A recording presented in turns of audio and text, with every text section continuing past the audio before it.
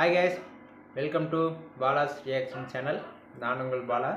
இந்த வீடியோவில் என்ன பார்க்க போகிறோன்னா டிபி கிரியேஷன் சேனல்லேருந்து ஒரு பழைய வீடியோ தான், ஒரு வருஷத்துக்கு முன்னாடி வந்த வீடியோ தான். என்ன வீடியோனா நம்ம சீமானனோட தக் லைஃப் காம்படிஷன் வீடியோ தான் பார்க்க போகிறோம். வாங்க வீடியோ எப்படின்னு பார்க்கலாம். அதுக்கு முன்னாடி என்னோடய சேனல் பிடிச்சிச்சுன்னா மறக்காமல் லைக் பண்ணுங்கள், ஷேர் பண்ணுங்கள், சப்ஸ்கிரைப் பண்ணுங்கள். அடுத்து என்ன வீடியோ க்ரியேட் பண்ணுங்கிறத மறக்காமல் கமெண்ட்டில் சொல்லுங்கள். அதேமாதிரி வீடியோ கொஞ்சம் முழுசாகவும் பாருங்கள். ஓகே, வாங்க வீடியோ எப்படின்னு பார்க்கலாம். No headphones.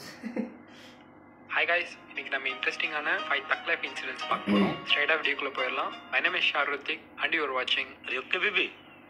2017 தந்தி டிவியில் நடந்த மக்கள் மன்றங்கிற இன்டர்வியூல நாம் தமிழர் கட்சி தலைவர் சீமான் ஜிஎஸ்டியை பத்தி பேசியிருப்பாரு. எந்த அளவுக்கு தக்கா பேசியிருப்பாருன்னா நடுவரே அவர் கூட சேர்ந்து கலாய்ச்சிட்டு இருப்பாரு. இந்த வரி விதிப்புக்கு பேரு சரக்கு மற்றும் சேவை வரி. Goods and service tax. சரக்குக்கு மட்டும் இல்லை வரி. நக்கலா பேசிருக்க அப்படியே. அம்பானியுடைய பெட்ரோலுக்கு வரி இல்லை, அதானியின் மின்சாரத்துக்கு வரி இல்லை, மல்லையாவின் சாராயத்துக்கு வரி இல்லை. ஆனா ஒரு ஓலை குடிசையில ஒரு 7 அப்பத்தாம் உடையிற ஓலைக்கொட்டானுக்கு ஊறுகாய்க்கு வரி இருக்கு. ஏழ்மையை ஒழிக்கணும், ஒரே வழி ஏழையை கொண்டு. ஊதுவத்திக்கு மெழுகுவத்திக்கு வரி இருக்கு. பர்கருக்கு 5 விழுக்காடு, கடலை மிட்டாய்க்கு 18 விழுக்காடு, தங்க பிஸ்கட்டுக்கு 3 விழுக்காடு, மக்கள் சாப்பிடுற பிஸ்கட்டுக்கு 18 விழுக்காடு. கடை என்னது, முதலீடு என்னது, உழைப்பு என்னது, எனக்கு லாபம் 10 விழுக்காடு தான். ஆனா வரி 18 விழுக்காடு, 25 கூட்டல் 28 53 விழுக்காடு. இப்ப நாம என்ன சொல்றோம், தயவு செய்து பெருமக்களே இந்த லாபத்தை எடுத்துக்கிட்டு வரியை கல்வி மருத்துவத்துக்கு வரி இல்ல, சேவை. ஆமா சேவை. யாருக்கிட்ட இருக்கு கல்வி மருத்துவமும்? அதான கேள்வி. எல்லாம் தனியார் மயம், தாராள மயம்னா அரசின் வேலை என்ன? கல்வி தனியார் மயம், தண்ணீர் தனியார் மயம், சாலை தனியார் மயம், போக்குவரத்து தனியார் மயம், எல்லாம் பிரைவேட் தான் போறாங்க. அவங்களுக்கு டாக்ஸ் கிடையாது, கமிஷன் வாங்கிட்டு கைது போடுறாங்க. வன மதிப்பிழப்புல என்ன சொன்னாங்க? பொறுத்திருந்து பாருங்கள், 6 மாசத்தில் நாடு சொர்க்கமாக போகிறது, எங்கேயோ போகிறீர்கள். கடைசியா வளரும் நாடுகள் பட்டியலிருந்தே நம்ம நாட்டை தூக்கிட்டாங்க. வளர்ந்த நாடாயிடுச்சோ, வளர்ந்த நாடாயிடுச்சோ, வளர்ந்த நாடாயிடுச்சு. 2017 ஐபோன் அவங்களோட ஐபோன் எக்ஸல் லான்ச் பண்ணியிருந்தாங்க. எனக்கு தெரிஞ்ச அதுதான் ஐபோனோட ஒரு மிகப்பெரிய அப்கிரேடா இருந்துச்சு. அதுக்கப்புறம் தான் நிறைய ஸ்மார்ட்போன்ஸ் வர ஆரம்பிச்சது. பட் இருந்தும் ஐபோன் ஸ்பெசிஃபிக்கா எதை மார்க்கெட்டிங்க்கு யூஸ் பண்ணாங்கன்னா ஃபேஸ் ஐடியை தான். அது வேற ஃபிங்கர் பிரிண்ட் அன்லாக் தான் பாப்புலரா இருந்துச்சு. ஸோ இதனால நிறைய பேர் ஃபேஸ் ஐடி அன்லாக்கை டெஸ்ட் பண்ணாங்க. ஃபேஸ் ஐடியை சீட் பண்ண முடியுமா இல்ல ஹேக் பண்ண முடியுமாங்கிற மாதிரி. பட் இருந்தும் மோஸ்ட் ஆஃப் டைம் ஐபோனோட ஃபேஸ் ஐடி கரெக்டா ஒர்க் ஆச்சு. ஏன்னா அவங்க எல்லா மனுஷங்களோட ஃபேஸும் வேற வேற மாதிரி தான் இருக்கும்னு நம்பினாங்க. ஆனா அதெல்லாம் சைனாக்கு வெளியே தான் நினைக்கிறேன். ஏன்னா நம்மளோட ஃபேஸ் ஐடி நம்ம கூட பிறந்தவங்க இல்ல அப்பா அம்மா கிட்ட ஒர்க் ஆகி நம்ம பார்த்திருப்போம். பட் சைனால உள்ள யானுங்கிற பொண்ணோட ஐபோன் ஃபேஸ் ஐடி அவங்களோட ஃபேஸை பார்த்து மட்டும் அன்லாக் ஆகல, அவங்க கூட வேலை செய்யற எல்லாத்தோட ஃபேஸுக்கும் அன்லாக் ஆகி இருந்திருக்கு.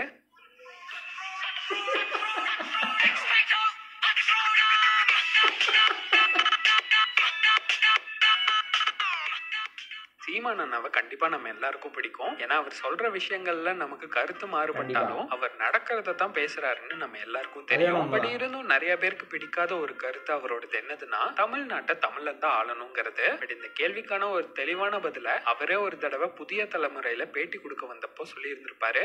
நாட்டை நல்லவர்கள் ஆள வேண்டும், யாராக இருந்தால் என்ன, இதில் என்ன இனப்பேதம் உங்களுக்கு? பிறப்புக்கும் எல்லா உயிருக்கும்ன்றதா உங்களுடைய முதல் பக்கத்திலேயே இருக்குது. அந்த கேள்விக்கு பதில் நாட்டை எல்லாரும் ஆளலாம்னா இந்தியாவை சோனியா காந்தியா ஆள விடல. நீங்க நாட்டை வந்து யாரு நல்லவர்கள் ஆள வேண்டும்? நான் சொல்றது நல்லவர்கள். பிரிட்டிஷ்காரங்க நல்லா தானே ஆண்டுகிட்டு இருந்தா, அவனே ஆள விட்டு கொண்டதானே எதுக்கு போராடி வரட்டீங்க?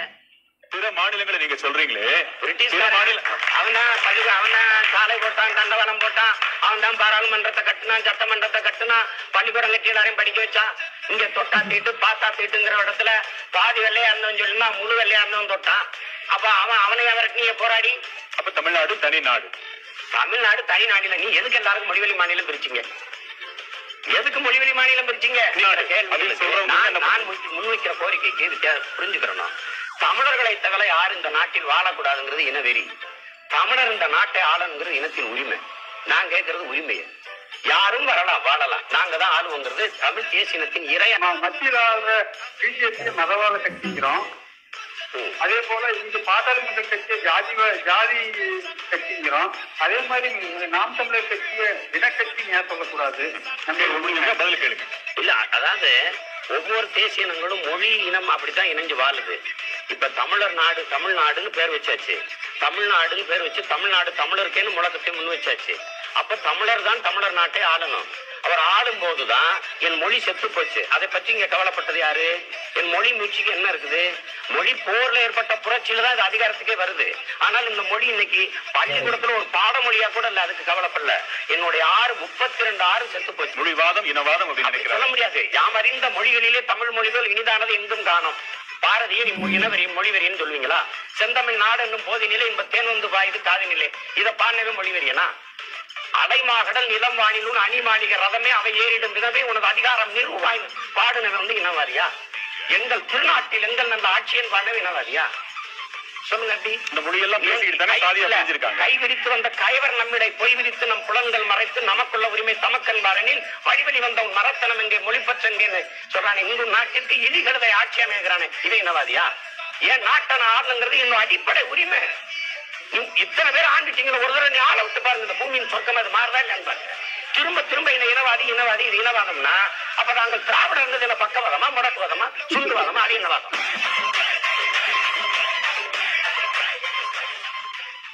மார்வெல்லையே அட்வான்ஸ் டெக்னாலஜி நாலேஜும் நிறைய பணமும் இருக்கிற ஒரு கேரக்டர் யாருன்னு கேட்டா கண்டிப்பா நீங்க டோனி ஸ்டார்க் தான் சொல்லுவீங்க.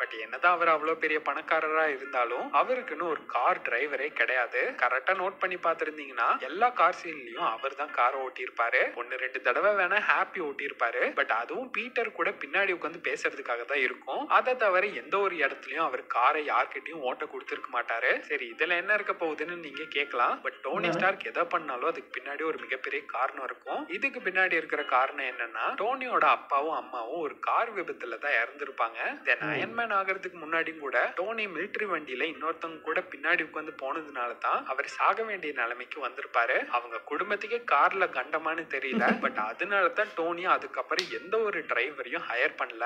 ஏன்னா டோனி அண்ணா always learns from his mistake.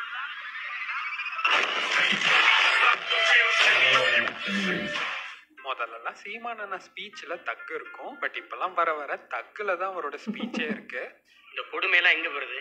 இப்ப இங்க 5ஆம் வகுப்புக்கு 8ஆம் வகுப்புக்கு பொது தேர்வு அமைச்சர் 8ஆம் பாஸ் பண்ணல.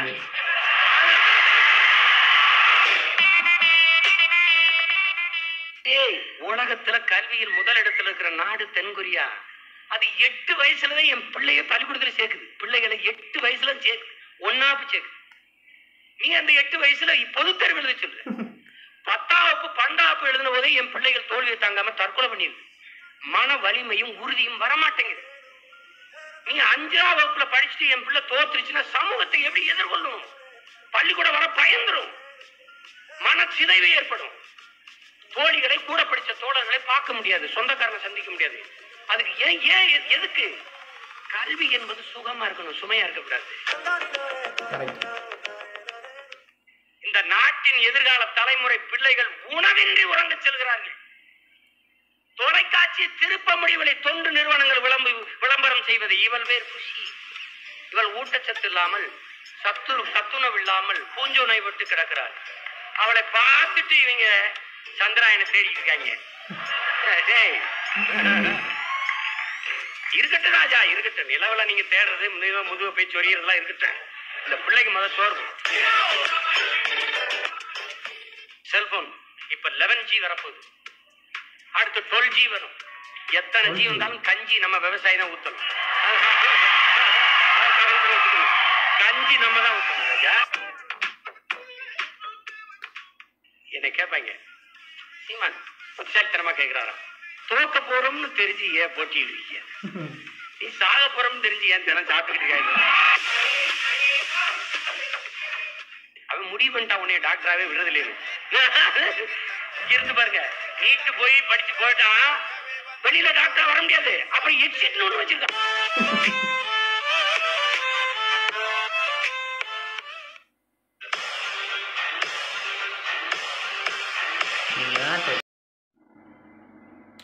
ஓகே, வீடியோ முடிஞ்சு ரொம்ப நல்லா இருந்துச்சு. ஆனால் இடையில தேவையில்லாத 2 கண்டென்ட் எல்லாம் ஆட் பண்ணியிருந்தது. அந்த ஐஃபோனு, டோனி ஸ்டார்க், மார்வலோடது, அதெல்லாம் தேவையில்லாத இருந்துச்சு. ஆக்சுவலாக இதே சீமானோடய ஃபுல்லாக போட்டிருந்தா எனக்கு கொஞ்சம் நல்லா இருந்திருக்கும். இதுவே நல்லா தான் இருந்துச்சு.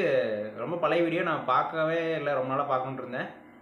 அதில் ஆரம்பத்தில் அந்த வீடியோ ஸ்டார்டிங்கில் சொல்லியிருந்தாங்க, சில கருத்துக்கள் முரண்படலாம், ஆனால் வந்து ஒத்துப்போகாமல் வரலாம், ஆனால் சொல்கிறது ரியல் ஃபேக்ட்டு நடந்துட்டுருக்கிற என்னமோ அதான் சொல்கிறான்னு சொல்லியிருந்தேன். அப்படி அது வேணால் உண்மை தான். பார்ப்போம், சொல்கிறத நடந்துட்டுருக்கிறதா சொல்கிறாரு, பட் மாற்றம் வருமா என்னங்கிறது தெரியல.